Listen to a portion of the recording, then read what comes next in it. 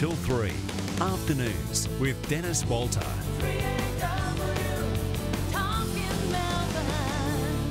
1:08. Now, next Tuesday, we're celebrating Christmas in July, and I'm giving you and a friend a chance to join me at Art Series Hotel, the Olsen. It's going to be a great day, broadcasting live, and for your chance to win, enter online at 3rw.com.au. Thanks to Vision Australia, supporting people who are blind or have low vision to live the life that they choose.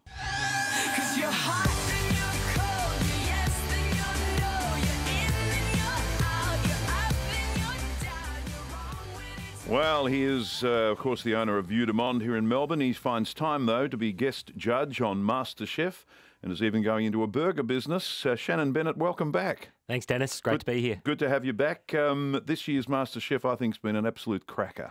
Brilliant. Yeah, no, I agree. I think the dynamics and chemistry of all the contestants this year has been so varied that I've enjoyed mentoring them. It's all about the cooking, and it's not about personal any bitchiness or anything like that. And this, obviously, in this group, particularly, seems to be a camaraderie and genuine affection for each other. Yeah, I think you've seen the development of contestants like Aram come through, who probably would have been, I would say, one of my first picks to have exited the competition, is still there cooking strong because a lot of the camaraderie has helped him, and he just continues to listen and learn. Ben there seems to come a point with some of them where they suddenly it clicks with them and they get the confidence up, and suddenly the food goes to another level. Yeah, Ben is so committed to cooking, and he loves it.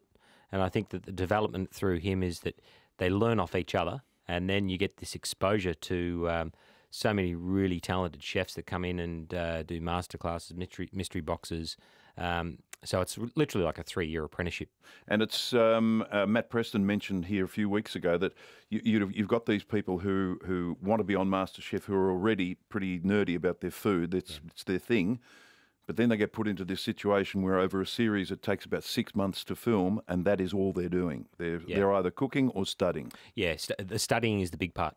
I've even gone into the house a couple of times and done some masterclasses just on basic sauce making, a few things, and the note taking in that. And I allowed, I think, about 2 hours. I was there for 4 because the questions being asked were incredible, and they're so committed to the fact that they know there's something for them beyond MasterChef, and I think that's why I think it's about 75% of all contestants that have been up to Series 9, Season 9, are still involved in hospitality. Which is great. Do you think Carly will ever roast chestnuts without scoring them again?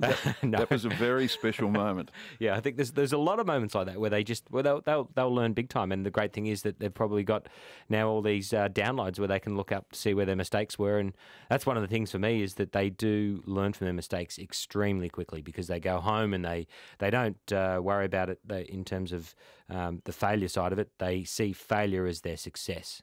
Tell us just on another topic, tell us about Benny Burgers. Benny Burgers it stemmed from family, really, because we all now have takeaway and it's a part of everyone's life, and Uber Eats and all those things. And I was having a burger one night with the kids, and the kids were loving it. And You got lots of kids. 6 kids, yeah. Yep. And the cheese was melting beautifully, and I just didn't quite understand how that cheese could do it. I couldn't do it myself with a really nice slice of cheddar. So I looked online, and lo and behold, 60% of a slice of burger cheese is actually palm oil. And I was a bit horrified at that. And I also couldn't find a locally made burger cheese, dedicated burger cheese. So I took up the challenge of basically looking at all the ingredients from the French fry, which most French fries have around about between 11 and 19 different preservatives and ingredients and additives, and took apart all the ingredients and opened Benny Burger, which is named after my dad. Which basically it's about a burger that looks exactly the same as a normal burger and tastes exactly the same, but it's using local suppliers, local ingredients, organic where it can be, and no chemicals and no preservatives. So even with all your experience, you're still learning. Oh, that's what cooking is. Cooking is brilliant, particularly the producer side, because you're always learning. There's new producers that pop up that you learn from, that have come from different industries, and so you've got to keep refreshing, keep learning, keep talking. And so you're catering to absolutely both ends of the market, from the high end of Vue de Monde. Yes. back to Benny Burgers. Yep, and it's also I'm trying to mentor, I suppose, new Vue de Monde customers over the next decade, because a lot of our Benny Burger customers are 14 to 16 years of age, and talking to them, and a lot of the cooks and the team members in Benny Burger are also 16, 17 years of old. So I'm looking at a lot of them and trying to eye them as future talent in the industry. I can feel a chain coming on here. Look, the plan is definitely for at least 4 Benny Burgers, because this year we'll definitely open 4, because a lot of the suppliers and have partnered with us, and that critical mass we need to support those suppliers, particularly in organic beef, our chicken farmers, our bakery, for instance, we need 4 stores. The finals week of Masterchef, as we mentioned, about 6 months on from when it actually first started, and of course they've been to Japan and they've been all over the place.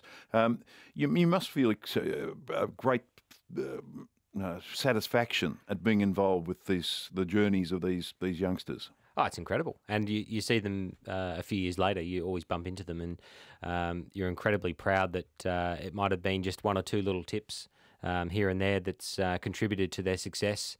And, watching and following them over the next decade is going to be extraordinary, because hopefully there's going to be a few in there, like the Kylie Millers of the world, that will be representing Australia in so many ways in the gourmet international world. Jim's got a question for you. Hello, Jim. You there, Jim? No, not quite ready. We'll get to him in just a second. 96900 693 13 13 32. Also, Jim, are you there? Yes, I am. Thank you, Dennis. Go ahead. G'day, Shannon. Hey, Jim. G'day. Just getting into making my own burgers, extending it a bit with I've got my own meat mincer.